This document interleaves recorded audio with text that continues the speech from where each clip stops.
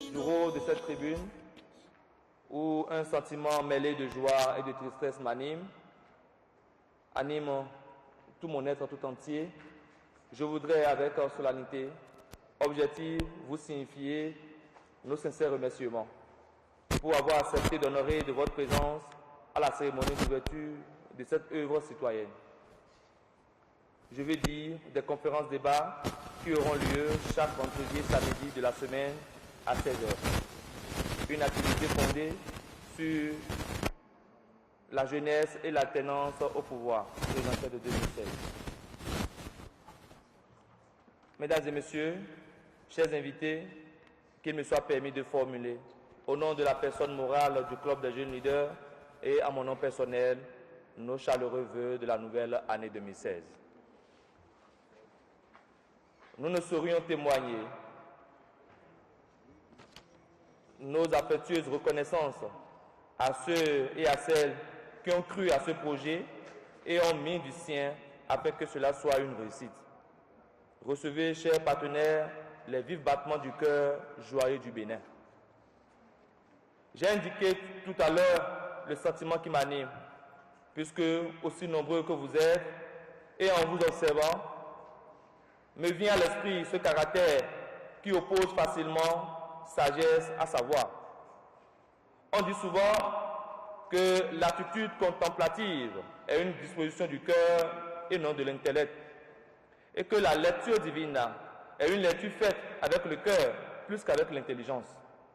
Tout cela est vrai, mais en même temps, sans qu'on s'en rende compte, on devient tributaire du courant de postmodernité qui rejette ce qu'on appelle la pensée forte. Et toute connaissance objective, pour privilégier les sentiments du moment présent, alors celles et ceux d'entre vous qui ont connaissance de l'histoire de nos 25 ans de démocratie chèrement acquise le 11 décembre 1990 au bout des rudes combats. Je voudrais également faire constater avec toute la gravité que cela comporte le recul de notre démocratie pendant ces 10 dernières années. Et en cette veille des consultations électorales présidentielles où nous, jeunes, 60 à 65% de la population, allons de nouveau choisir un président pour notre République.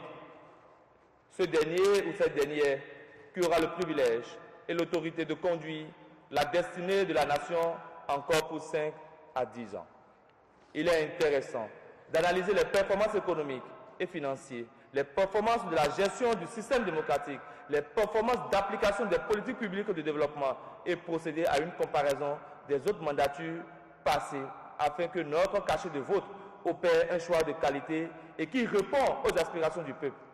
De même, s'il est nécessaire de remettre en cause les liens coloniaux au profit du partenaire gagnant-gagnant comme la Chine. Alors, quel serait le rôle, le défi, la responsabilité, le devoir et le degré d'implication de la jeunesse dans cette alternance au pouvoir présidentiel de 2016?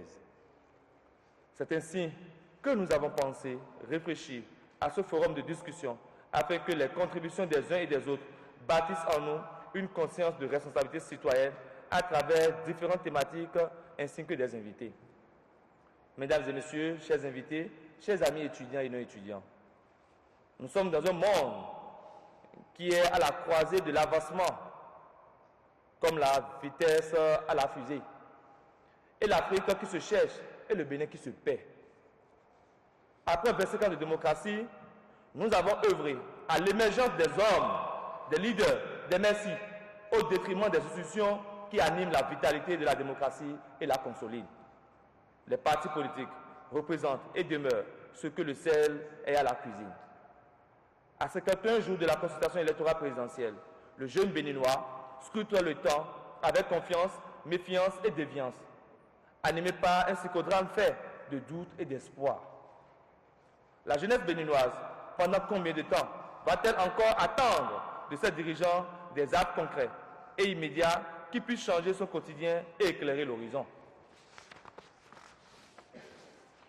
La vraie question qu'elle se pose est de savoir si elle restera des êtres humains capables et autonomes à la dimension de la Déclaration universelle des droits de l'homme ou la chance de réussir est égale et répond au principe du mérite et non de la médiocrité, de l'affairisme et du népotisme. Je veux dire l'ascension de leur famille ou de leur entourage au détriment du mérite et de l'intérêt général. Quelle politique publique allons-nous adopter face à la dérive?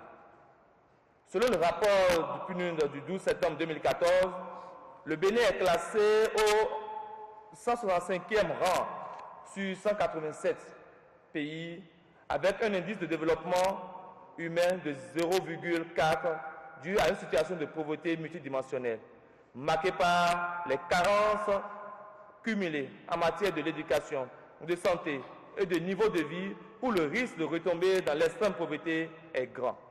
L'absence de participation politique, l'absence des moyens d'existence et le difficile accès aux services sociaux de base. La politique de la sociabilisation ou de la combinaison en rapport avec les 1000 premiers jours de la vie d'un enfant. L'adolescent ou encore le passage de l'école au travail et la retraite restent encore bloqués dans la gorge des citoyens. Eu égard à tous les maux qui minent et retardent le développement de notre pays et conscient des enjeux qui nous attendent, je voudrais solennellement déclarer ouvertes les conférences débats grand public du rôle de cet amphi 4, vendredi 8 janvier 2016 à Parakou. Vive la démocratie, vive les jeunes du Club des jeunes leaders. Je vous remercie.